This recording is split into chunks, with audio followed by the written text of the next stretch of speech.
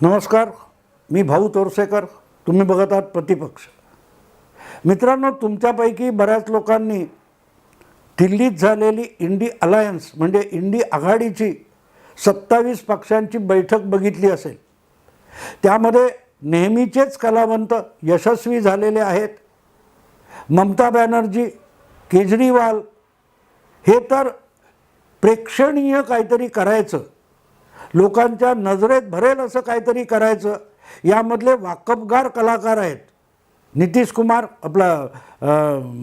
केजरीवाल आणि ममता बॅनर्जी यांनी ठरल्याप्रमाणे ऐन वेळेला पंतप्रधानपदासाठी मल्लिकार्जुन खरगे यांचं नाव सुचवलं आणि काँग्रेस पक्षाची भंबेरी उडवून दिली. ममतांनी नाव सुचवलं, केजरीवालनी पाठिंबा दिला, नितीश कुमारनी आपल्या पद्धतीत आणि लालूंनी नाराजी व्यक्त करून बैठक संपल्यावर तडक पाटण्याला जायचा निर्णय घेतला. प्रेस कॉन्फरन्समध्ये आले नाहीत.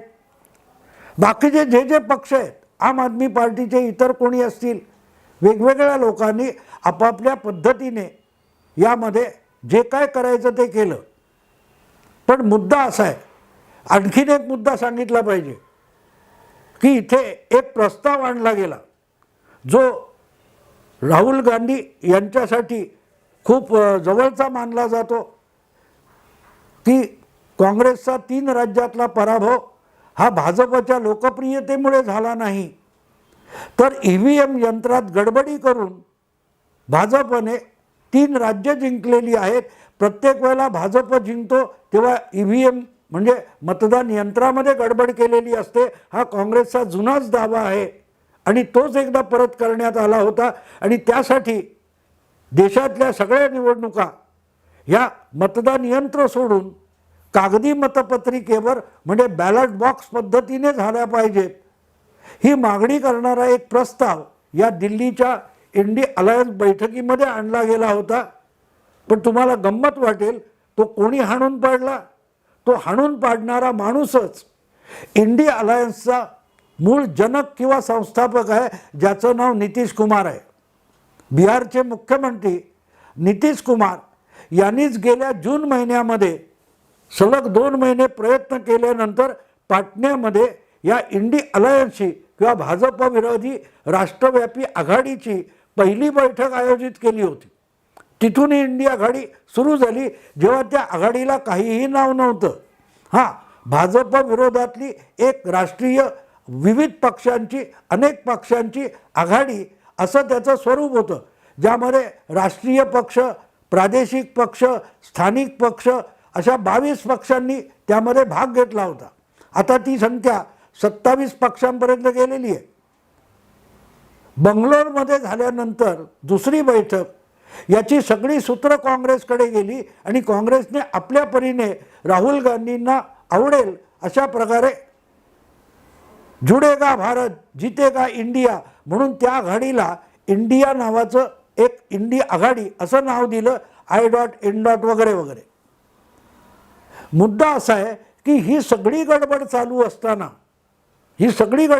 असताना मुंबईच्या इंडी अलायन्स बैठकीचं यजमानपद भूषवणारे आणि त्यासाठी सगळी सज्जता करणारे महाराष्ट्राचे माजी मुख्यमंत्री उद्धव ठाकरे दिल्लीच्या गडबडीत कुठे दिसले नाहीत म्हणजे चमकले नाहीत, होते हजर. अगदी आदित्य ठाकरे पण आपल्या बाळाला कडेवर घेऊन माजी मुख्यमंत्री दिल्लीत गेलेले होते. त्या बैठकीत कॅमेरे फिरत होते, त्यामध्ये आदित्य ठाकरे आपल्याला दिसत होते, संजय राऊत दिसत होते, शरद पवार सुद्धा दिसत होते. पण त्या सगळ्या गजबजाटामध्ये, दिल्लीच्या त्या सगळ्या गजबजाटामध्ये इंडी अलायन्सच्या बैठकीच्या 2 माणसं एकाकी पडलेली दिसली. ती माणसं म्हणजे उद्धव ठाकरे आणि शरद पवार ही होती. मुंबईमध्ये जेव्हा ही बैठक झाली तेव्हा उठता बसता एकमेकाला पुष्पगुच्छ देताना वगैरे वगैरे, कोणाचं स्वागत करताना उद्धव ठाकरे दिसत होते, संजय राऊत दिसत होते, सगळे लोक दिसत होते.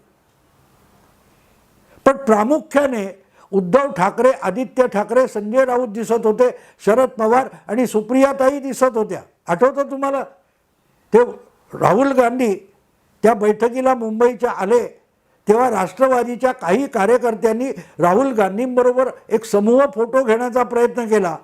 त्या राहुल गांधींच्या मागे उभ्या असलेल्या सक्षणा सलगर या राष्ट्रवादीच्या पवार गोटातल्या तरुण कार्यकर्तीला फोटोतून हिसका देऊन सुप्रियाताईंनी बाजूला केलं होतं. मुद्दा इतकाच की तिथे सुद्धा सुप्रियाताई पुढे पुढे दिसत होत्या. पण दिल्लीच्या या इंडिया अलायन्सच्या बैठकीमध्ये सुप्रियाताई असोत, शरद पवार असोत, जितेंद्र आव्हाड असोत, उद्धव ठाकरे, आदित्य ठाकरे, संजय राऊत असोत, यांचा कुठेही बोलबाला नव्हता. जे काय 70-80 लोक नेता म्हणून प्रचंड अशा गोल त्या टेबला मेजाभोवती, गोलमेज परिषद असते, त्या गोल टेबलाभोवती बसलेले होते. त्यात कुठल्या कुठल्या विखुरलेल्या खुर्च्यांमध्ये आदित्य ठाकरे, पवार, तुमचे संजय राऊत किंवा जितेंद्र आव्हाड, सुप्रियाताई दिसल्या. पण त्यांना तिथे कुठलाही प्रॉमिनन्स किंवा महत्त्व दिलेलं दिसत नव्हतं. अख्खा वेळ कॅमेरा हा राहुल गांधी, सोनिया गांधी आणि ममता दीदी किंवा केजरीवाल यांच्या आसपास फिरत होता. नितीश कुमार, लालू पण दाखवले जात होते. पण ज्या बातम्या इंडिया अलायन्सच्या बैठकीच्या निमित्ताने वेगवेगळ्या चॅनेलवर झळकल्या त्यामध्ये कुठेही महाराष्ट्रातल्या या 2 दिग्गज नेत्यांचे चेहरेसुद्धा दिसले नाहीत. म्हणजे क्वचित एकाच दुसऱ्या दिसले असेल, दिसले नाहीत असं नाही. मी जेव्हा ही नावं घेतोय त्या अर्थी ते विखुरलेले कुठेतरी कोपऱ्यात टाकलेले दिसत होते. पण ज्यांची प्रतिक्रिया घेतली गेली, ज्यांचं मत विचारलं गेलं, ज्यांनी या इंडिया अलायन्सच्या बैठकीमध्ये काहीतरी भाषण केलं किंवा एक नवा मुद्दा मांडला, असं कुठेही दिसलं नाही. वास्तविक काल परवाच महाराष्ट्रामध्ये कुठलं तरी निमित्त झालं आणि उद्धव ठाकरे यांनी EVM म्हणजे मतदान यंत्राचा विषय उकरून काढलेला होता. हिम्मत असेल तर परत एकदा बॅलेट बॉक्स किंवा कागदी मतपत्रिकेवर मतदान करून दाखवा. EVMचा खेळ पुरे झाला, हिम्मत असेल तर, अशी धमकी अलीकडेच उद्धव ठाकरे यांनी दिलेली होती.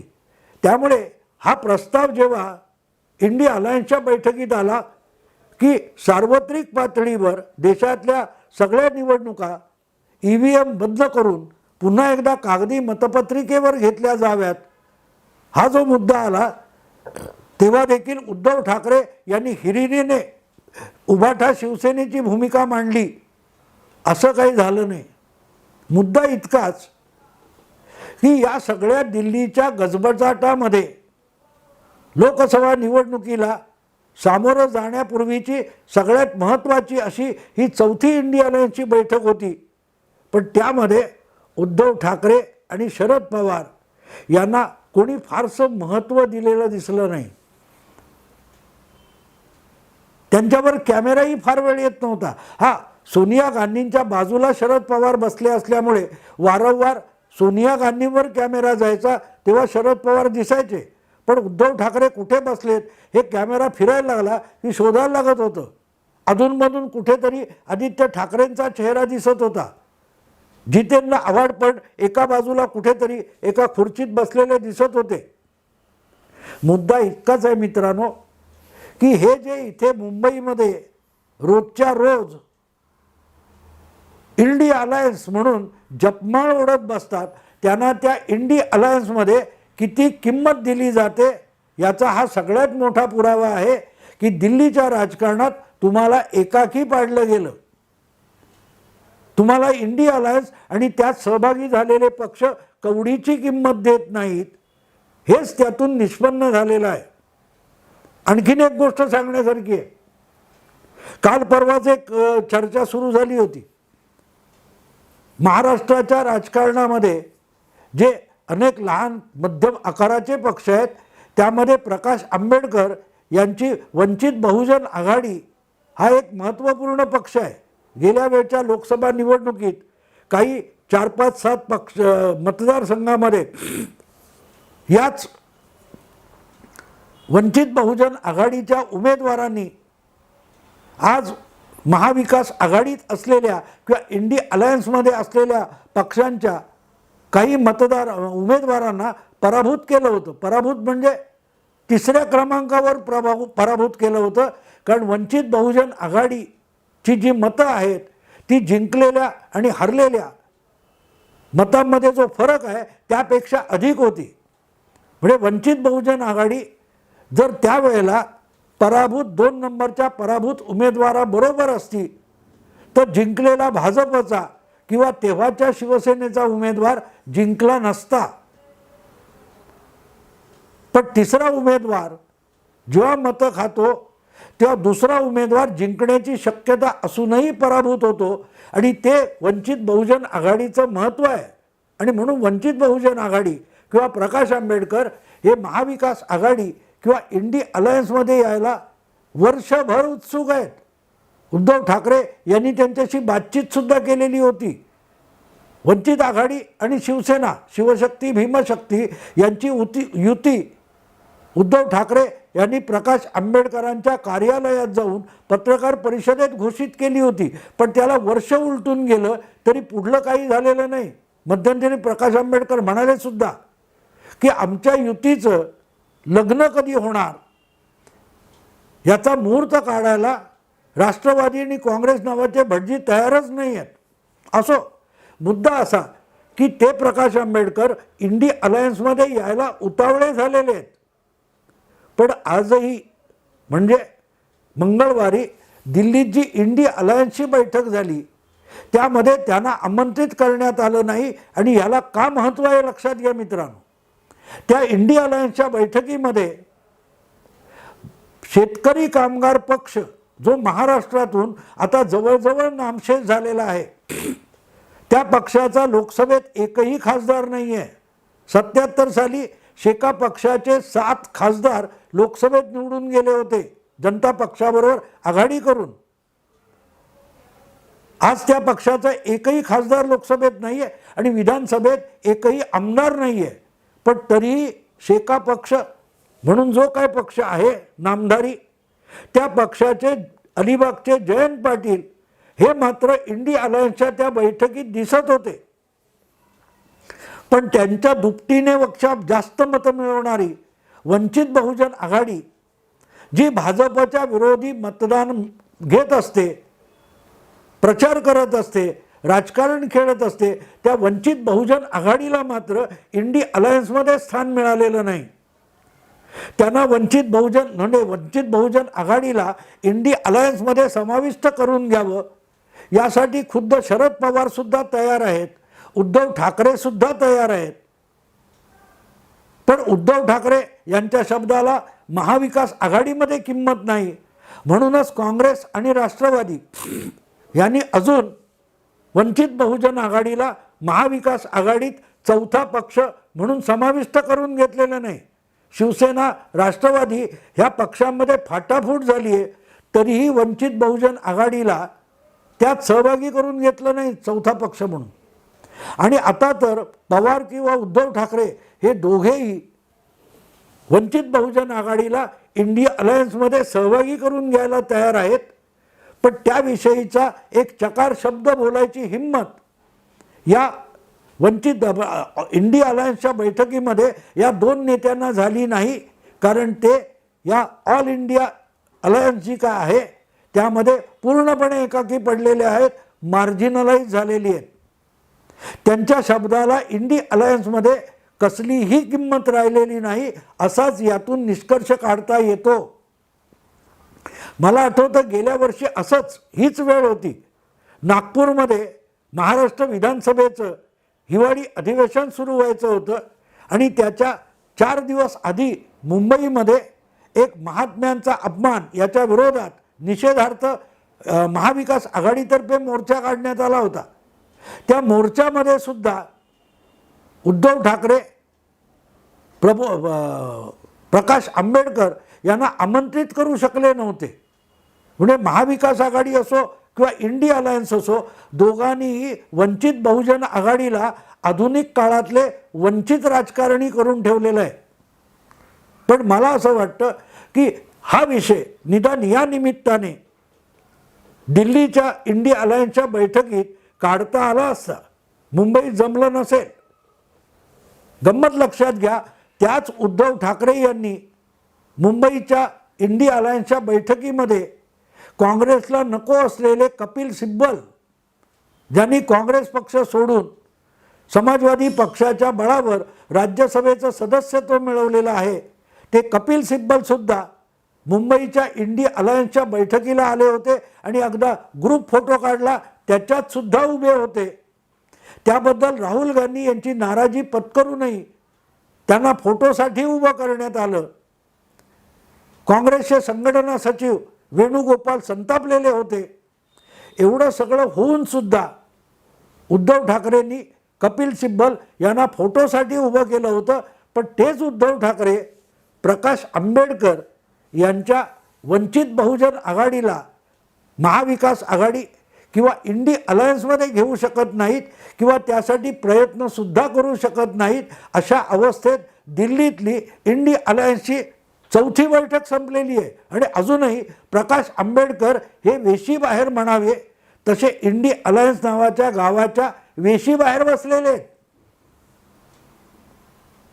मुद्दा प्रकाश आंबेडकरांचा नाही आहे, मुद्दा उद्धव ठाकरे किंवा शरद पवार यांचं इंडी अलायन्स या अखिल भारतीय भाजप विरोधी आघाडीमध्ये आज स्थान आणि प्रतिष्ठा काय आहे तो मुद्दा आहे. तुमचा दबदबा असता, लक्षात ठेवा, त्याच बैठकीमध्ये इंडी अलायन्सच्या कोणालाही न विचारता, सल्ला मसलत न करता ममता बॅनर्जी उभ्या राहिल्या आणि त्यांनी थेट काँग्रेस अध्यक्ष मल्लिकार्जुन खरगे यांचं भावी पंतप्रधान म्हणून नाव घोषित करून टाकलं. केजरीवालांनी त्याला पाठिंबासुद्धा दिला. पण उद्धव ठाकरे, प्रकाश आंबेडकर सुद्धा भाजप विरोधी राजकारणात एक महत्त्वाची शक्ती आहे, त्यांना इंडी अलायन्समध्ये आपण घेऊ, त्यांनाही आमंत्रित करा असं म्हणायची हिंमत करू शकले नाहीत. नितीश कुमारांनी EVM विरोधातला प्रस्ताव आला, त्याच्या विरोधात बोलून तो प्रस्ताव हाणून टाकण्याची हिंमत केली. आघाडीचं नाव इंडिया असून सुद्धा भारत हा शब्द जाणीवपूर्वक परत वापरला. द्रमुकाला दुखावण्याची हिंमत केली. पण उद्धव ठाकरे किंवा शरद पवार प्रकाश आंबेडकरांना इंडी अलायन्समध्ये समाविष्ट करून घ्या असं बोलायची तिथे हिंमत करू शकले नाहीत. हा मुद्दा आहे मित्रांनो, हा मुद्दा आहे. एकूणच जी काय 27 पक्षांची आघाडी झाली त्यावर सामनामध्ये जी रडारड बैठकीपूर्वी करण्यात आली त्याचं कारण सरळ आहे की आज जी इंडी अलायन्स उभी राहिली आहे त्यामध्ये शिवसेना, उबाठा आणि शरद पवारांचा गट यांना उरलेले पक्ष फारशी किंमत देत नाही आहेत आणि त्यामुळे काँग्रेसला मात चढलाय वगैरे वगैरे मगरुरी आहे ही भाषा सामनाच्या अग्रलेखात आली. त्याचं कारण ते आहे. आणि लक्षात घ्या मित्रांनो, 3 राज्यातली सत्ता गमावल्यानंतर, 3 राज्यातल्या मोठ्या राज्यातल्या विधानसभा निवडणुका हरल्यानंतर काँग्रेस इतकी मगरूर वागत असेल तर पुढल्या 6 महिन्याच्या राजकारणात त्यामध्ये शिवसेना, उबाठाची डाळ किती शिजणार आहे याची कल्पना करा. बाकी पवारांचा पक्ष तसाही संपल्यात जमा आहे. पुढे काय होतं मी बोलेनच. आत्ता इथेच थांबतो. आवडलं लाईक करा, शेअर करा, सबस्क्राईब करा. नमस्कार.